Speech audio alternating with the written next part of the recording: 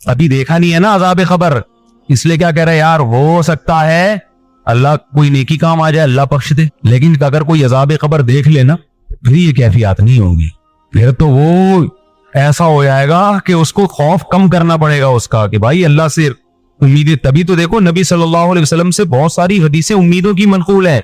ऐसी रिवायतें हैं कि आम आवाम में हम उनको बयान करें ना तो डर लगता है कि लोग उसका गलत मतलब ना समझें। मिसाल के तौर पर एक हदीस में आता है, रसूलुल्लाह सल्लल्लाहु अलैहि वसल्लम ने सहाबा से फरमाया, अगर तुम सब लोग गुनाह बिल्कुल छोड़ दो, कभी किसी से गुनाह हो ही नहीं, कोई गलती नहीं होती किसी से, अल्लाह तुम्हें खत्म कर देगा, मार देगा ऐसी कौम। अल्लाह ऐसी कौम पैदा करेगा जिससे गुनाह हो, फिर वो अल्लाह से तौबा करे। अल्लाह को तौबा पसंद है, सही हदीस है। अब अगर सिर्फ आप इतनी हदीस पब्लिक के सामने बयान कर दें तो इससे तो लोगों को गुनाह पे जुर्रत होगी कि नहीं होगी। लोग कहेंगे यार हम खामखा में बच रहे हैं, बिला वजह गुनाह कर लेंगे, फिर तौबा कर लेंगे, क्योंकि अल्लाह को गुनाह से बचने वाले बिल्कुल भी पसंद। क्या ख्याल है, अल्लाह तो कह रहा है गुनाह से बिल्कुल बचोगे तो मैं तो मार के खत्म कर दूंगा, ऐसे लोग मुझे चाहिए। भाई बात यह है कि ये जिनको खिताब किया जा रहा है ना, उनके दिलों में आग का इतना खौफ पैदा हो गया था, इतनी जहन्नम की आग का डर कि हजरत उमर रजी अल्लाह तआला अन्हु के तो रो रो के यहाँ नालियां बन गई थी अल्लाह के खौफ से। ये लोग आपके सामने बैठे थे, इतना खौफ का गलबा था हजरत उमर में, वो कहते थे कि क़यामत के दिन अल्लाह मुझे जन्नत न दे, बस मेरे गुनाह माफ कर दे मेरी नेकियों के बदले, तो बस मुझे ये भी कबूल है, मुझे डर है कि मैं पकड़ा ना जाऊं कहीं। हजरत अबू बकर पे ऐसा खौफ का गलबा, घास का तिनका उठा के कहते काश मैं घास का तिनका होता, मैं मिट्टी होता, इंसान ना बनता, ताकि हिसाब ना होता। ऐसा उनके दिमागों पे एक हिसाब किताब का खौफ मुसल्लत था। लेकिन ये कैफियत उनकी भी हर वक्त नहीं होती थी, तो ऐसे लोगों से इम्कान था कि कोई छोटा मोटा गुनाह हो जाए, तो जब हो जाता फिर वो कैफियत बहाल होती, तो इनको खौफ का बहुत गलबा, इतना खौफ कि उससे इंसान अमल में पीछे, मायूसी पैदा होने लगती है कि यार हम तो नेक बन ही नहीं सकते, छोड़ो जन्नत में जाने की। जैसे एक आदमी को पता है मैं कामयाब हो ही नहीं सकता, तो वो इम्तिहान की तैयारी करना छोड़ देता है। तो ऐसे लोगों को क्या कहा जाता है, बेटा कोई बात नहीं, इस दफा तरक्की पास हो गए, अगली दफा कराची में तो ये तसल्लियों पे ही चल रहा है सारा सेटअप ना, बेटा कोई बात नहीं, इस दफा नंबरों से रह गए। अब एक पढ़ने वाला काबिल बच्चा है, आपको पता है मेहनत कर रहा है, सीए के पेपर दे रहा है, सीए के पेपर फर्स्ट पहली दफा में नहीं होता, उसमें फेल होते होते ही इंसान पहुंचता है। तो पहला पेपर दिया, उसमें नंबर कम आ गए, 2 नंबरों से रह गया, तो बाप अक्लमंद होगा, क्या कहेगा, कोई बात नहीं बेटा, शुरू में नहीं कहेगा कि बेटा फेल हो जाना कोई बात नहीं, अगले में मेहनत, शुरू में तो कहेगा बेटा पास होना है तूने। अब देख लिया बेटा मेहनत कर रहा है फिर भी फेल हो गया, तो बाप अक्लमंद क्या कहेगा, कोई बात नहीं बेटा, ये तो सीए का पेपर है, इसमें तो पहली दफा अगर कोई पास हो जाए तो एबनॉर्मल होने की अलामत है ये। सही है ना। हाँ, इसका मतलब इसका दुनिया में पढ़ाई के अलावा कोई काम ही नहीं है। जो नॉर्मल लोग होते हैं ना वो फेल हो के आगे जाते हैं। मैं बता दूं आपको, मैं जब मैट्रिक में आता ना, मैट्रिक तक हम लोग बड़े अच्छे नंबर आते थे। मेरे भाई ने कहा ये पास होने का शौक सिर्फ मैट्रिक तक ही होता है, फर्स्ट ईयर सेकंड ईयर से बंदा फेल होना शुरू। तो वाकई फिर अल्हम्दुलिल्लाह अल्लाह ने बड़ा नवाजा। फर्स्ट ईयर में 2-3 पेपर मुश्किल थे, हमने छोड़ दिए कि सेकंड ईयर में देंगे, इसको इकट्ठे दे देंगे। तो और ज़हीन लोग मुश्किल से ही पास होते हैं, ये भी मैं आपको बताता हूँ, उनके दिमाग इधर उधर चलता बहुत है। लड़कियां जो पढ़ाई में इतनी आगे है ना, ये ज़हीन होने की अलामत नहीं है, ये उनकी फिक्र क्या होती है, वो महदूद होती है ना। उनको पढ़ाई है तो पढ़ाई, आदमी के पास तो इतने मसले हैं, वो छोड़ो अभी क्या क्या मसले आप लोग के, तो घूमता रहता है उसका दिमाग। वो अगर खुद पढ़ रहा होगा और कोई उसकी क्लास फेलो शौक से पढ़ रही होगी, तो इसको वो पढ़ती भी ज्यादा अच्छी लग रही होगी किताब की निस्बत। कह रहे यार सुभान अल्लाह, असल तो ये है, ठीक है ना। उसका दिमाग एक जगह टिकता नहीं है, फिर सोचता है, फिर वो सियासी हालात और फिर बहुत सारे आदमी के दिमाग में ना चीजें भरी हुई होती हैं। पढ़ाई में नंबर लाने वाले 2 किस्म के लोग होते हैं, या तो बहुत मेहनती ज़हीन या बहुत बेवकूफ।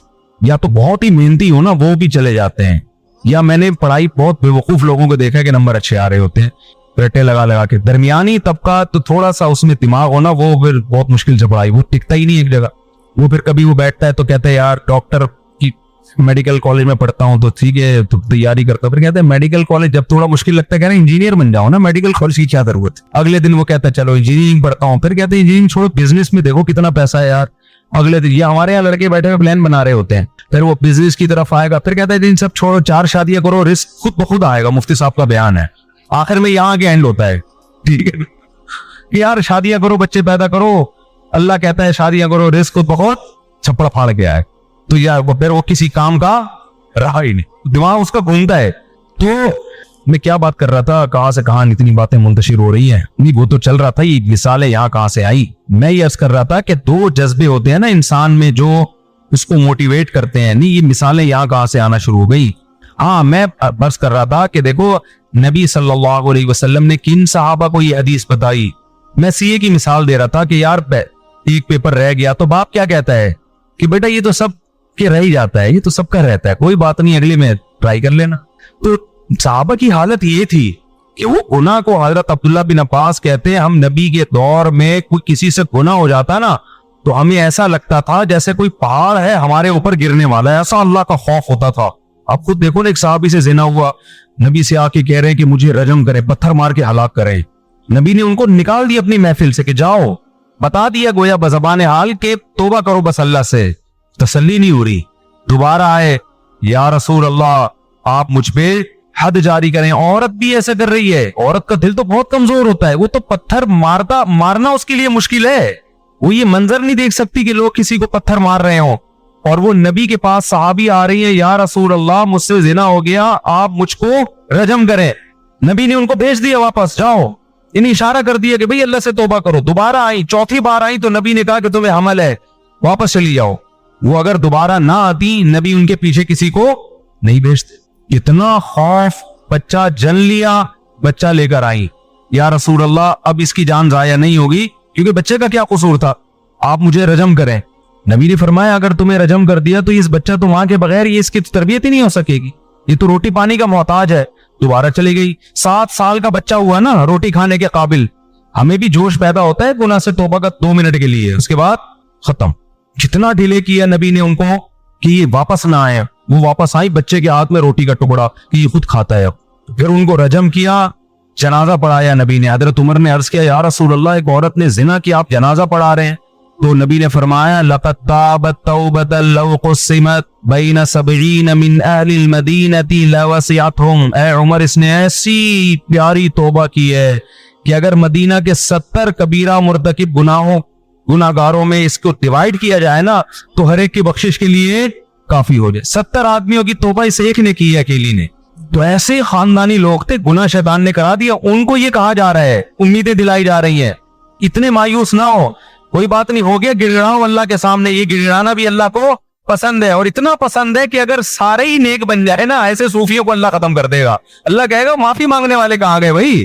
तो ये उनके बारे में, हमारे बारे में कतन नहीं है कि हम कहें यार अच्छा हुआ हम भी गुनाह कर रहे हैं। भाई हम तो, वो हमारी कैफियत ही नहीं बन रही गुनाह करके, वो हमें खौफ ही पैदा नहीं हो रहा। तो मैं जल्दी से असल बात की तरफ आता हूं कि भाई सिर्फ ईमान काफी नहीं है, वो कैफियत बनाना जरूरी है। तभी तो कुरान कहता है इज़ा तुलियत अलैहिम आयातुहु, ईमान वाले वो हैं जब इनके सामने हमारी आयत तिलावत की जाती है, वजिलत कुलूबुहुम, इनके दिल दहल जाते हैं। वइज़ा समिअू मा उनज़िला इला रसूल, जब ये उस कलाम को सुनते हैं जो रसूल पे नाजिल हुआ, तरा अयुनहुम तफीज़ु मिनद्दम, ऐ नबी आप देखते हैं इनकी आंखों से आंसू बहना शुरू हो जाते हैं। ये वो कैफियत थी जो सहाबा की बनती थी। आज हमारे दिल क्या हो गए? खुश्क, सख्त हो गए। कुरान कहते ना फवैलुल लिल क़ासियति क़ुलूबुहुम, जिनके दिल सख्त हो गए, नसीहत की बात उनके दिल पे असर नहीं कर रही। अच्छा देखो, कुरान बार बार दिल का जिक्र कर रहा है, दिमाग का जिक्र नहीं कर रहा। हालांकि बात जाती कहाँ है? पहले दिमाग में जाती है, लेकिन कुरान का तज़किरा किसका कर रहा है? दिल का। वजह उसकी है कि दिमाग में कि जब जज्बात बनते हैं ना तो फौरन असरात कहाँ आते हैं? दिल पे आते हैं। आपकी बीवी आपसे कहे ना मुझे आपसे मोहब्बत है, आपको अगर बीवी से इश्क होगा, एकदम आपके दिल की धड़कन, कोई अजनबी लड़की आपसे अगर कहे कि मुझे आपसे बहुत मोहब्बत है, किसी कंवारे छड़े छाट से कहे, दिल एकदम कंट्रोल से बाहर हो जाएगा ना, यूं यूं यूं जा रहा है, उसको काबू में रखना मुश्किल हो जाएगा, अटैक ना हो जाए, उछल उछल के आएगा। तो असर दिमाग पे हो रहा है या दिल पे हो रहा है? दिल पे हो रहा है, दिल हिलेगा उसका। लेकिन बीवी सुबह से शाम बोलती रहे कि मुझे आपसे मोहब्बत है, आदमी कहता है कोई तेरे इसके अलावा कोई काम नहीं है। वजह क्या है? वो जज्बात क्या हो गए? खत्म। दिमाग तो हिलेगा, दिल पे इतना सा भी असर नहीं, और अगर होगा भी तो उल्टा होगा, उल्टा असर। जैसे कोई खातून शादी से पहले कह देती ना आई हेट यू, तो वो वाला असर होगा, उसमें दिल हिलता ना, ये वाला हिलना शुरू हो जाएगा, इस तरह का दिल हिलता है। तो हाँ, तो कुरान क्या कह रहा है? कुरान सारी कैफियत किसकी जिक्र कर रहा है? दिल की। वजह क्या है? ये बताने के लिए कि सिर्फ ईमान काफी नहीं है, अमल के लिए किसका बनना जरूरी है? दिल की धड़कनों में ईमान पैदा हो जाए, दिल की धड़कनों से पता चले कि मोमिन है। अब सवाल वही, मैं जल्दी से जवाब दे देता हूँ, बहुत सवाल कर लिए कि ये कैफियत पैदा करना जरूरी है, ये नहीं तो पता चल गया ना, इसको दुम में आग लगाना कहते हैं। ये सहाबा कराम में ये कैफियत थी, तभी मैदान जंग में तलवारें चल रही हैं। और एक सहाबी ने मन्नत मानी थी, अल्लाह दोबारा जंग हुई तो देख मैं क्या करता हूँ। जब देखा जंग छिड़ रही है, ये खजूर खा रहे थे, इन्होंने कहा चलो खजूर खत्म करके जंग में जाता हूँ। लेकिन कहा कि जन्नत करीब खड़ी हुई है भाई, जन्नत मेरे सामने, अल्लाह की कसम ये खजूर खाने का जमाना बहुत तवील है, इतनी देर में जन्नत ना भी जाऊंगा। और लड़े और अल्लाह की राह में शहीद हो गए। और हमारी जो जन्नत पे कैफियत बनती है, जन्नत पे बयान सुन लिया, ये नहरें, ये हूरें, थोड़ा सा ख्याल आता है अच्छा ट्राई करके देखते हैं, तो एक दिन बमुश्किल उठेगा जैसे कब्र से मुर्दे को उखाड़ा जा रहा है, फजर में आके खड़ा हो जाएगा फजर में बस। उसके बाद फिर 6 महीने तक मार्केट से शार्ट, वरना तो ये भी नहीं होगा। तो तुम में आग लगाने के लिए उलमा कहते हैं 2 काम कर लें। आप समझते हो क्या कर लें? 2 काम। एक इस्तेजार, जिस चीज को इंसान बार बार सोचता है ना, वो आपकी लाशूर का हिस्सा बनना शुरू। वही मिसाल देता हूं, आप खड़े हो और वही गटर खुला हुआ है, लोग कह रहे नहीं जाओ, आप वहां खड़े होकर थोड़ी देर सोचें, बेटा जरा सोच ले, अगर गया और पांव अंदर आया तो थोड़ा सा कोई यूट्यूब पे वीडियो लगा के गटर में गिरते हुए लोगों की देख लेते। देख नहीं सकता, सोच थोड़ी देर। जब बहुत ज्यादा सोचेंगे ना, आहिस्ता आहिस्ता आपकी वो कैफियत बनना शुरू, आपके दिल में खौफ पैदा होना शुरू। आप माशाल्लाह 130 किलो के हो गए, गोल हो गए, अब आप लंबाई चौड़ाई आपकी क्या हो गई बराबर। मिठाई के लड्डू आपके सामने रसगुल्ले पड़े हुए हैं, किसी ने कहा ये रसगुल्ले, दूसरे ने कहा भाई तू अपना मोटापा देख, शुगर हो सकती है, ब्लड प्रेशर हो सकता है। आपने कहा बे यार वो देखा जाएगा, अभी तो खाओ। लेकिन खाने से पहले इस्तेहजार करें आप। 2-4 अपने पुराने दोस्तों को अस्पतालों में देखें जाके, या तस्वूर करें यार उस दिन फला का इंतकाल हुआ था, ऐसे यूं पड़ा हुआ था, है भाई तख्ते पे, ऐसे ही होगा ना, ऐसे तख्ते पे पड़ा हुआ था, अच्छा भला हट्टा कट्टा था, उस दिन फला को ब्रेन हेमरेज हुआ था, अब वो था, अब है, बोलो उसका जनाजा उतार रहे थे हम कब्र में। जब ये सोचना शुरू करेंगे ना, तो वो लड्डू में आपको वो लड्डू जहर लगना शुरू हो जाएंगे, आपको उसमें सांप के फन नजर आएंगे। समझ रहे हो कि नहीं समझ रहे? सांप के फन नजर आएंगे उसके अंदर। आप अगर जितना सोचोगे उतना वो जहर लगेगा, आप उतना जहर लगेगा। तो मरीजों का जब इंसान सोचता है ना भाई वो भी उनके साथ ये हो गया, उनके साथ, तो सोचता ही नहीं है तो फिर फोड़ता चला जाएगा। यकीन तो है कि ऐसा होगा, लेकिन इस्तेहजार नहीं है, इसको कहते हैं इस्तेहजार। इस्तेहजार का मतलब हाजिर करना किसी चीज को, दिमाग में लाए उसको। उलमा कहते हैं 24 घंटे में एक टाइम निकाल के ना सोचा करें, एक दिन फट्टे पे लेटा हुआ मैं, मौत का यकीन सबको है, इस्तेहजार नहीं है, सबको पता है मरेंगे। कोई आपको आगे कहते हैं मरेंगे, तो अब तो कौन सी कोई नई मालूमात दे रहा है, पता है मरेंगे, क्या करूं मैं मरेंगे तो चल आज फिल्म देखने चलते हैं। लेकिन अगर थोड़ी देर थोड़ी इस्तेमाल कर रहे हैं, बेटा इसका मतलब पता है क्या है मरेंगे का, थोड़ी देर सोच लें।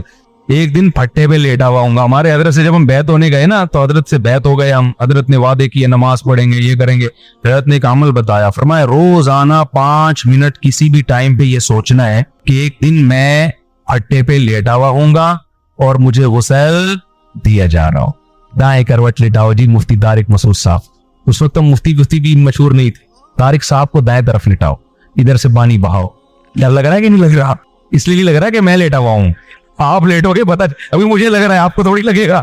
आप भी इतने होशियार हो, मेरे बारे में सोच रहे हो कि फट्टे पे, मैं आपको इसलिए मैं अपनी मिसाल दे रहा हूँ, अपने बारे में सोचो। समझ रहे हो? आप भी ना, शैतान कहता है अच्छा ये भी लेटे हुए एक दिन फट्टे पे, तो आप यहाँ लेटे हुए नहीं होगे फट्टे पे। अट्रैक्शन तो ये होती है कि आपने दहलीज पे कदम रखा, घर में गया, बे यार क्या जबरदस्त लग्जरी स्टाइल। जैसे हमारे पिंजरे में जब कोई जाता है ना मुर्गियों के, तो हमारे लिए तो बड़ी अट्रैक्शन है। पता नहीं, एक तो मैं जो भी मेहमान आता है, डिफेंस से आ रहा हो, क्लिफ्टन से आ रहा हो, 20वें ग्रेड का ऑफिसर हो, 18वें ग्रेड का ऑफिसर हो, मैं उसको अपनी गाय दिखाता हूँ, अपनी बकरी दिखाता हूँ और अपनी अंडों पे बैठी हुई मुर्गियां लाजमी दिखाता हूँ। आज मैं सोचने लगा पता नहीं इसको दिलचस्पी है भी कि नहीं है। ये बोलेगा यार क्या हमें क्या दिखा रहे हो मुफ्ती साहब, मुर्गियां दिखा रहे हो, बकरी दिखा रहे हो। तो फिर मैंने सोचा यार हमारे पास आने का जुर्माना यही है, जो हमारे पास आएगा तो हम उसको अपनी गाय भी दिखाएंगे, तेरे बाप ने भी देखना है चाहे तेरा दिल करे या ना करे, अपनी मुर्गियां भी दिखाएंगे। हमारा आदमी को दिलचस्पी नहीं होती, लेकिन भाई हमें दिखाने में मजा आ रहा है। तो हमसे मुलाकात का कफारा ये है कि आप हमारी मुर्गियां भी देखो और मुर्गियों अंडों पे बैठी हुई मुर्गियां अलग से देखो आप। ये कफारा है मुलाकात, क्योंकि हमें दिखाने में मजा आता है अपनी मुर्गियां। तो आपको आए ना आए, जब भाई हमारे पास आ रहे हो तो हमारी शर्तों पे आओ ना।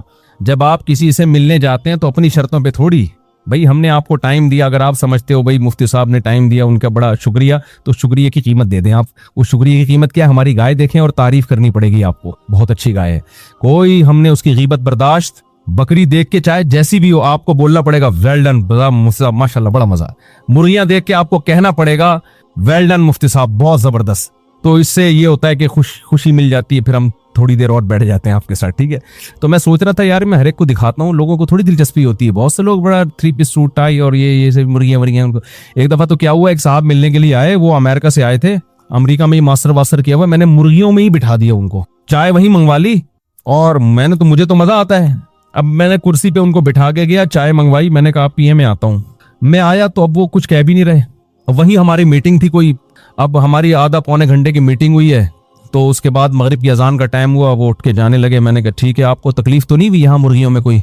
उनको बहुत तकलीफ हुई थी मुझे कहने लगे बस वो बीटे बीटे कर रही थी, इधर कोई इधर आके बैठ रहा है चूजा, कोई इधर आके बैठ रहा है, बस ठीक है कोई मसला नहीं मुफ्ती साहब। मुझे उनके स्टाइल से लगा कि इनको बिल्कुल भी अच्छा नहीं लगा। तो कह रहे यार वो इधर बैठ रही थी और कोई इधर, यूं वो होते हैं ना जरा बेचारे कुछ ज्यादा फैंसी किस्म के लोग होते हैं। तो खैर ये कहां से कहां बात चली गई, बात को मैं जल्दी से समेटूं। तो अब देखो, एक पैसा खर्च होता है किस पर? आसाइश, जीनत पे। जरूरत आपकी एक लंगोटा बांध के घूमे, लिबास की जरूरत पूरी हो गई। आसानी इसमें है कि प्रॉपर सिला हुआ कपड़ा पहन ले। आसाइश किसमें है? एकदम कॉटन कलफ चमकता हुआ, या 3 पीस सूट टाई और एकदम फिटफाट। लोग मिले तो लगे यार को मजा आ गया जी मिलके, खुशबू भी बड़ी आला क्वालिटी वाली लगाई हुई है। ये क्या कहलाती है ये चीज? आराइश। घर बड़ा लग्जरी रखा आपने और सारा गाड़ी, जरूरत आपकी W11 से भी पूरी हो जाती है, बल्कि पैदल भी पूरी हो जाती है। और आसानी क्या है कि भाई आप जरा अच्छी वाली उबर करा लें। और आसाइश क्या है? जीनत किसमें? अपनी गाड़ी हो आपकी, खूबसूरत बेहतरीन लग्जरी किस्म की गाड़ी हो, वो चला रहे हो। तो इस्लाम में अल्लाह ने आपको जरूरत पे पैसा खर्च करने की भी इजाजत दी, आसाइश पे पैसा खर्च करने की भी इजाजत दी, और आराइश पे। तो खूब समझ लें, सफर में भी आराइश के, आप घूमने फिरने दुनिया में कहीं जाते हैं, कोई अच्छी जगह आपको नजर आती है, आप पहाड़ों में चश्मों में इंजॉय करते हैं, तो अल्लाह की तरफ से इस पे कोई पाबंदी नहीं है। पाबंदी सिर्फ इस पर है कि लाइफ को इंजॉय करने की इजाजत है, इन चीजों से दिल ना लगाओ। दिल देना अलग चीज होती है। दिल देने की अलामत क्या है? आप कहेंगे क्या वही जब इंजॉय करना है तो दिल देने का मतलब है छूटती है तो गम कितना होता है। देखो, जब आप सफर में जाते हो, कोई हम सफर होता है, दिल लगाते हो। अब ये मेरे साथ लाहौर में जा रहे थे ना, ये मुझे मिले, लाहौर में जा रहा था तो ये एयरपोर्ट पे मिले मुझे, अमेरिका से आए माशाल्लाह। ये तो एयरपोर्ट पे हमारी गपशप हो गई, दोस्ती हो गई। तो मैंने इनसे कहा कि आप जहाज में मेरे साथ ही बैठ जाइएगा, लेकिन इनकी सीट थी पीछे। मुझे अच्छे कुछ तमीज के आदमी लगे, ये मैंने कहा कुछ मुझे भी सीखने का मौका मिलेगा आपसे। तो ये कहीं पीछे बैठे हुए थे, मेरे साथ जो साहब बैठे हुए थे, हमने उनसे मुका करके उनको पीछे बिठा दिया, इनको मैंने अपने साथ बुलवा लिया। टाइम मेरा लाहौर जाते हुए क्या हो गया, अच्छा गुजर गया, कुछ गपशप हो गई, दोस्ती हो गई। अब ये नहीं कि लाहौर एयरपोर्ट पे ये जब जा रहे हैं तो मैं फूट फूट के रो रहा हूँ, यार ये क्या हो गया है, आप कहाँ जा रहे हो, मुझे ऐन आलम शबाब में तन्हा छोड़ के मुझे कहाँ जा रहे हो क्या ख्याल है? बस अच्छा टाइम गुजरा। थोड़ा बहुत गम तो होता है इंसान को, थोड़ा बहुत तो हल्का फुल्का होता है कि यार अगर पेशावर की फ्लाइट होती थोड़ा टाइम और अच्छा गुजर जाता। ठीक है भाई, माशाल्लाह बड़ी खुशी हुई आपसे मिलके, नाइस टू मीट यू। 2-4 जुमले इन्होंने कहा, ये भी नहीं फूट फूट के रो रहे थे, हाय हाय हाय, वो कुछ भी नहीं। तो मैंने इनसे कह दिया कि इतवार को असर में आ जाइएगा, कभी मौका मिला बयान होता है। तो आज आ गए, तो हम बैठ के चाय वे पी। इनको भी मैंने मुर्गियों में ले आके बिठाया, फिर अमेरिका से आए इनको फिर हमने मुर्गियों में ले आया। पता नहीं अंदर इनकी क्या हालत होगी, मुर्गियों के अंडे वंडे चूजे मूजे, फिर उन्हें बताया कि मैंने भी पाले हैं। तो खैर 13 अंडे रखे थे, अल्हम्दुलिल्लाह 7 चूजे निकल गए हैं, 5 रह गए हैं। आप लोग से खुसूसी दुआ की दरख्वास्त है, खुसूसी दुआ की दरख्वास्त है। तो मैं ये कह रहा था कि देखो, लाइफ को एंजॉय भी करना है, आसाइश पे भी पैसे खर्च करने हैं, जरूरत पे भी, आराइश पे भी। दिल लगाने की कोशिश ना करो। अंग्रेज दुनिया से दिल लगाता है, जब दुनिया छूटती है तो खुदकुशी की तरफ जाता है। वो मुसलमान दुनिया को एंजॉय करता है हलाल तरीके से, छूटती है तो उसको टेंशन नहीं होती, क्योंकि मुसाफिर खाना होने का तसव्वुर ऐसा दिमाग में इंस्टॉल हो गया होता है कि वो कहते हैं यार ये तो वैसे ही छूट जानी है भाई, अभी तो बुढ़े हो जाएंगे तो किसी काम के नहीं रहेंगे, ये तो खत्म हो जाएंगे, दलिए पे आ जाएंगे, फिर सूप पे आ जाएंगे, फिर ड्रिप पे आएंगे। हकीकत है, डॉक्टर कहेगा बाप सूप पीने की भी आप में ताकत, अब सिर्फ मुर्गियां देख के तस्वुर किया करो कि वंस अपॉन अ टाइम इनका सूप पिया करते थे हम। अच्छा ये मुर्गियां हमने सूप के लिए नहीं रखी हुई हैं, क्योंकि एक मेहमान आया, वो मुझे कह रहे हैं यार ये अगर काट के खिला दें, आप रात की दावत कर दें। तो मैंने कहा दोबारा सब गुस्ताखाना जुमला हमारे मुर्गों के खिलाफ मुंह से नहीं निकलना चाहिए, ये गुस्ताखी है बहुत बड़ी। हम आपको बाजार से देसी मुर्गा काट के खिला देंगे, इन मुर्गों पे आपने गलत आंख उठा के नहीं देखनी, ये गुस्ताखी भी लोग करते हैं। तो दिल ना लगाओ बार बार बार बार बार बार। और हमारे दिमागों में जो एक थोड़ी सी नामुनासिब जबान इस्तेमाल कर रहा हूं, हमारे दिमागों में जो खन्नास भरा हुआ है ना, जो मीडिया ने भर दिया, हमारे एजुकेशन सिस्टम ने डाल दिया, वो है दुनिया से दिल लगाना, इसी को कामयाबी समझना, इसी को सब कुछ समझना। हालांकि ये सब कुछ नहीं है, ये कुछ भी नहीं है। कुरान कहता है मताउन कलील, चंद टके हैं भाई, सही है ना, चंद क्या है, टके। जैसे बच्चे को चवन्नी अठन्नी दे दें, वो खुशी से कलाबाजियां खाता है, बड़े हंस रहे होते हैं। तो हमें भी वो 8-10 करोड़ के घर मिल जाते हैं, 2-4 अरब के जायदादें बना लेते हैं। फरिश्ते कह रहे तो 2-4 टके मिल गए, तो कारून को थोड़े 4 रुपए ज्यादा मिल गए थे, ठीक है ना, वो भी बेवकूफ इतराने लगा था। और तुम्हें तो कुछ भी नहीं मिला कारून के मुकाबले में।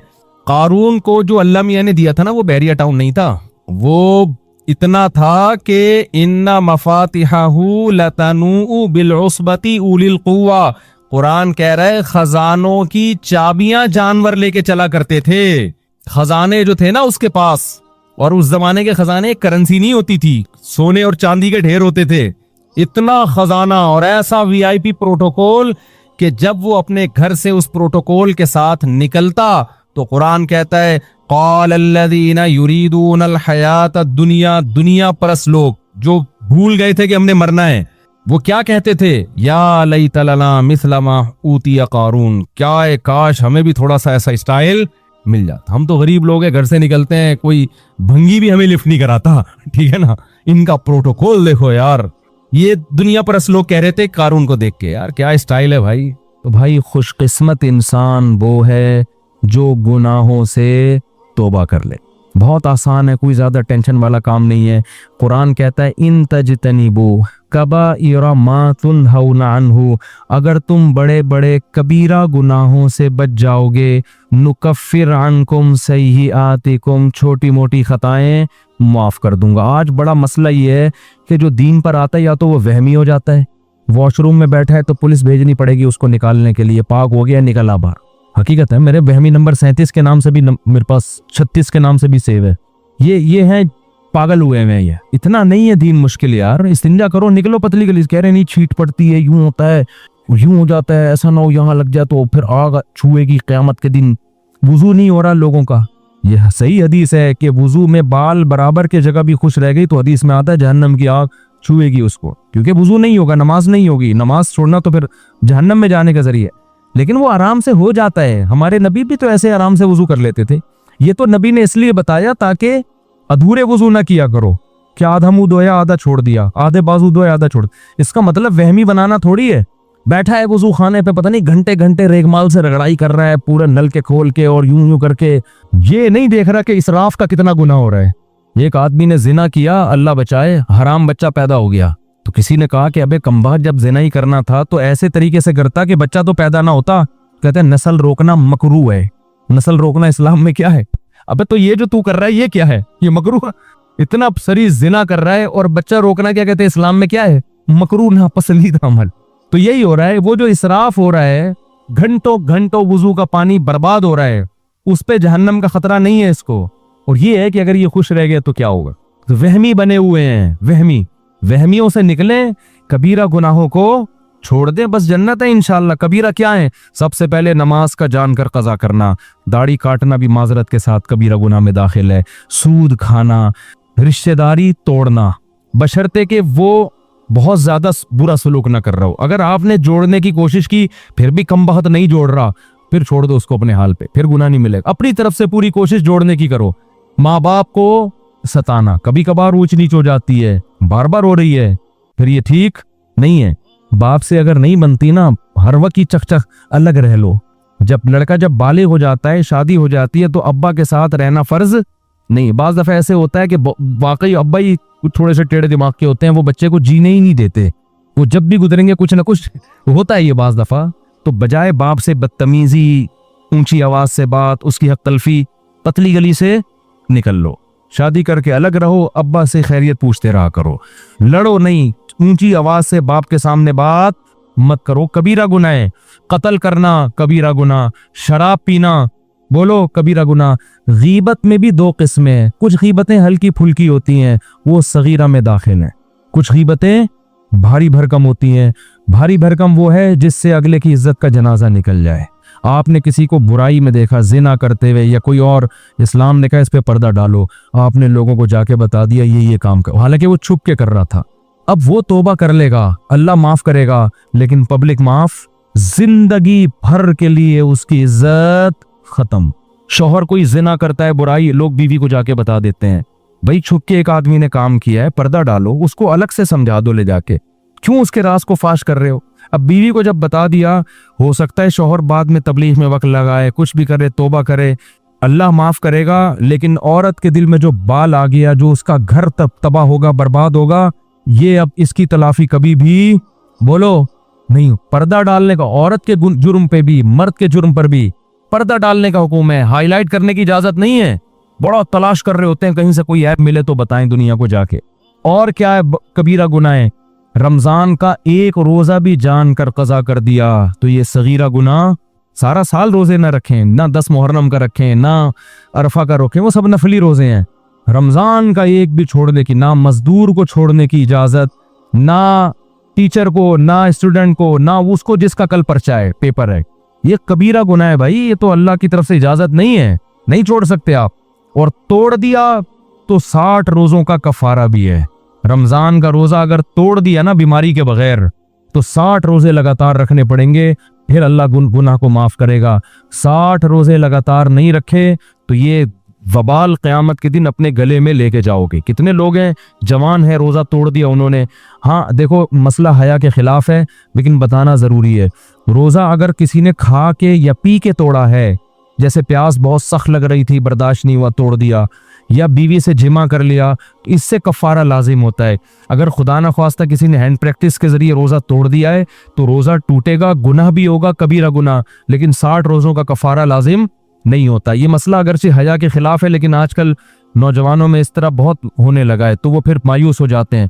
तो गुनाह भी है, रोजा टूटा भी है, लेकिन 60 रोजों का ऐसी सूरत में कफारा नहीं होता। वो जब होता है जब ज़ौजा से प्रॉपर हमबिस्तरी कर ली, या पानी पी लिया, या खाना खा लिया। तो ये भी ज़कात ना देना भी क्या है, कबीरा गुनाह है। साल में एक दफा अल्लाह 2.5% मांग रहा है, तो ये सब कबायर में दाखिल हैं।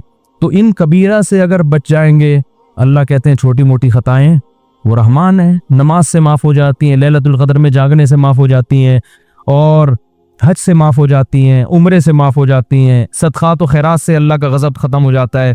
लेकिन इन कबीरा गुनाहों से बचना बहुत ज़रूरी, जिनमें सबसे पहला मैंने बताया नमाज का क़ज़ा, औरत का पर्दा ना करना। कभी कभार बेपर्दगी हो जाए सगीरा, मुस्तकिल वो अपने आप को एक्सपोज करती रहती है मर्दों के सामने, मुस्तकिल वो उसका काम ही यही है, बेहयाई फैला रही है, तो ये सगीरा में नहीं है, ये किसमें है, ये कबीरा में दाखिल है।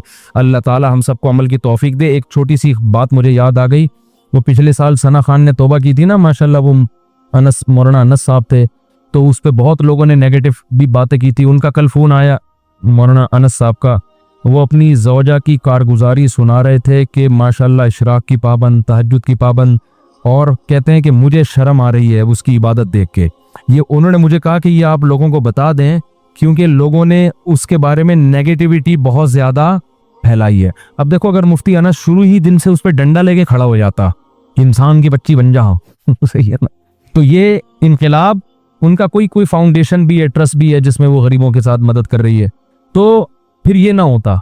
तो बहुत लोगों ने मलामत की, अब बेपर्दा औरत से शादी कर ली, अब ये कर दिया। भाई जब शादी कर ली है और वो दीन की तरफ आ रही है, तो ऐसे मौके पे अप्रिशिएट किया जाएगा। फतवे कुरान क्या कह रहे हैं, लोगों को हिकमत मसलहत के साथ दीन की तरफ बुलाओ। देखो, मैं भी दाढ़ी के पर जब मजमा होता है तो बयान करता हूँ, किसी बगैर दाढ़ी वाले को अलग से बुला के नहीं कहता भाई शर्म नहीं है, कबीरा गुनाह है, कबीरा। वो तो बिदक जाएगा, बोलेगा यार इनके पास तो बैठना ही क्या है सही है। हदीस में भी आता है आप सल्लल्लाहु अलैहि वसल्लम को जब किसी की इत्तला मिलती फला ऐसे कर रहे हैं तो आप नाम लेके नहीं कर रहे कि ये जो बैठा हुआ है ना ये बंदा ठीक नहीं है, बल्कि आप फरमाते हैं माँ बालू अफवामिन, लोगों को क्या हो गया कि इस तरह कर रहे हैं। तो जो होता वो समझ जाता कि मेरी बात हो रही है। तो किसी को हिट करना दीन में, ये सजाएं जितनी भी ये जहन्नम की है ना, ये अल्लाह देगा ठीक है ना, ये कौन देगा? ये अल्लाह देगा। आपको देने की इजाजत, आपका काम है पैगाम मसला से पहुंचा देना। और कुरान कह रहे हैं मीठे लहजे में बात करो, उससे फायदा क्या होगा? फैज़ल्लज़ी बैनका व बैनहु अदावतुन कअन्नहु वलियुन हमीम, तुम्हारा दुश्मन भी तुम्हारा गहरा दोस्त बन जाएगा। तो कुरान तो दावत में नरम लहजे में मसलहत और फतवेबाजी दे दे के उसको हिट करना। वो लतीफ़ा सुना दो, फ्रेश हो जाएंगे यार। जिस्म पर ये क्या है वे? हाँ, परमानेंट टैटू ये जो बनाते हैं ये हराम है इस्लाम में, नबी ने लानत फरमाई है। अपने जिस्म को गूंदने की इजाजत, लिखना भी नहीं है जिस्म पे कुछ, ये अजीब सा है, लिखा हुआ है नाम, फला का नाम लिखा हुआ है अंदर, वो फला का लकवा हो गया ना, पहले नाम हटवाएगा उसका। लोग अपनी महबूबा का नाम लिख लेते हैं ना अंदर, वो जब तक उसको लकवा नहीं हुआ आपको इश्क है, जहां उसको फालिज या लकवा हो गया ना तो पूरा हाथ कटवा देगा अपना, बोलेगा अबे इसको हटा यहाँ से। तो अपने लिए भी कुछ भी लिखवाना ये अंग्रेज लोग करते हैं, उनका तो मजहब को नहीं मानते वो लोग। तो इस्लाम में ये अमल क्या है? हराम है। अब किसी ने कर लिया, वो ठीक नहीं हो सकता तो छोड़ दे, बस तौबा करे। तौबा का ऑप्शन अल्लाह ने हम सबको दिया हुआ है। अगर स्टीकर वाले टैटूज लगे हों तो वो वुजू नमाज हो जाएगी, नहीं होगी। लेकिन अगर वो हटाना मुमकिन ही नहीं है तो मजबूरी है, फिर हो जाएगी। फिर फैजान सिद्दीक के ऑफिस को लीग आबिद भाई वेस्ट, ये क्या लिखा? अच्छा, ऑफिस के कुलीग आबिद भाई की वाइफ का कोरोना मुस्बत आया है, दिल से दुआ है जी अल्लाह ताला उनको शिफा अता फरमाए। तो मैं क्या कह रहा था क्या वो जहन से निकल गया, किस बात क्या चल रही था? वो सना खान की तो बात खत्म हो गई ना। पॉइंट आउट नहीं, ये दाढ़ी वाला वो पॉइंट आउट कर, वो एक इमाम साहब जो है ना तकरीर कर रहे थे, पॉइंट आउट जो होता है ना जिससे इंसान को गुस्सा होता है उसको पॉइंट आउट करता है। ये सुना चुका हूँ, नए नए लोग आ जाते हैं। तो वो तकरीर कर रहे थे कि 3 आदमी जहन्नम में जाएंगे। एक वो जो नमाज नहीं पढ़ता, अभी तीसरा कहने नहीं लगते, एक देहाती खड़ा हो जाता कि भाई मेरा एक सवाल है उसका जवाब दें। वो कहते हैं मैं बैठ जा, बात तो मुकम्मल होने दे। उसको बिठा दिया। फिर कहते हैं भाई देखो हजरत 3 आदमी जहन्नम में जाएंगे, जो सूद खाता है, एक जो नमाज नहीं पढ़ता। तीसरा वो फिर खड़ा, हजरत मेरा एक मसला है। 2-3 दफा उसको बिठाया ना, फिर तकरीर शुरू की। 3 आदमी जहन्नम में जाएंगे, एक सूद नहीं खाता, एक नमाज नहीं पढ़ता। वो फिर खड़ा, वो कह रहा तीसरा ये जाएगा जहन्नम।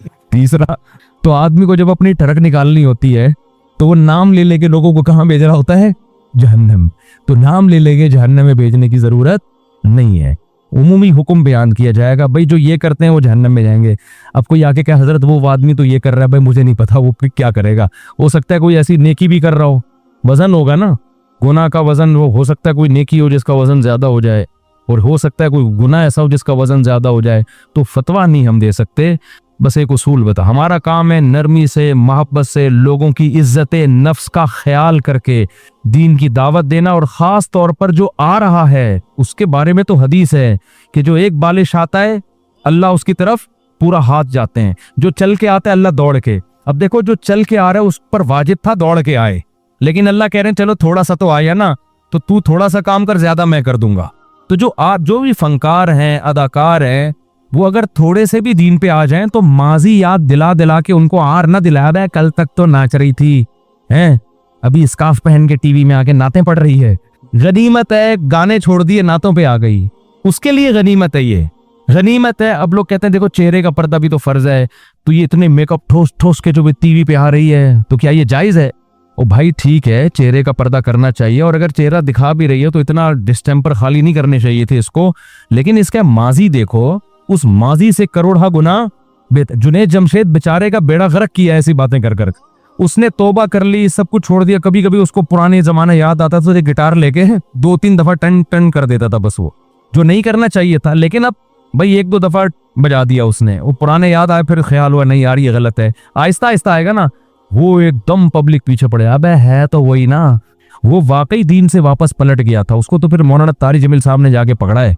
दाढ़ी रख के उसने काट दी थी, पूरी प्रॉपर दाढ़ी रखी, उस शेव कर ली, दोबारा वही बन गया। फिर मौलाना से डर रहा था कि अब आएंगे तो अब तो रख के चमाट पड़ेगा। अबे तुझे घंटों घंटों समझा के इतनी मेहनत की, फिर वही मौलाना के पास आया। मौलाना कोई बात नहीं भाई, हम सजा देने वाले, हमारा तो दरवाजा खुला हुआ है, मौत 100 दफा दाढ़ी रख के काटो। जब अल्लाह तौबा कर रहा है तो मैं और आप कौन होते हैं? हदीस में आता है एक भाई नेक था एक बुरा, तो नेक भाई बुरे भाई को समझाता था, देख ये छोड़ दे, यही समझाता होगा गुटके मुटके कुछ इस तरह की चीजें, तो इंसान बन जा, छोड़ दे। वो कहता था यार अल्लाह बख्श देगा। ये कहना नहीं चाहिए, ये बड़ा खतरनाक जुमला है, गुनाह से तौबा करो भाई। लेकिन वो कह रहा है यार अल्लाह बख्श देगा। एक दिन इसने कहा खुदा की कसम अल्लाह तुझे नहीं बख्शेगा। अल्लाह को इस पे बहुत गजब आया। ऐनल मुतअल्ली अलल्लाहि अल्लाह यग़फिर लिफुना। अल्लाह कहते हैं मेरे ऊपर कस्में खाने वाला कौन होता है भाई? तू नेक है तो क्या मेरे से आगे निकल गया है? हदीस में आता है अल्लाह ने दोनों को मौत दी, इसको जहन्नम में डाला और उसको बख्श दिया। अल्लाह ने सिर्फ इसको दिखाने के लिए कि बख्शिश के ठेकेदार बनने की जरूरत, अल्लाह के हकाम बयान करो, बख्शिश के ठेकेदार मत बनो, ये मेरे पास ही है।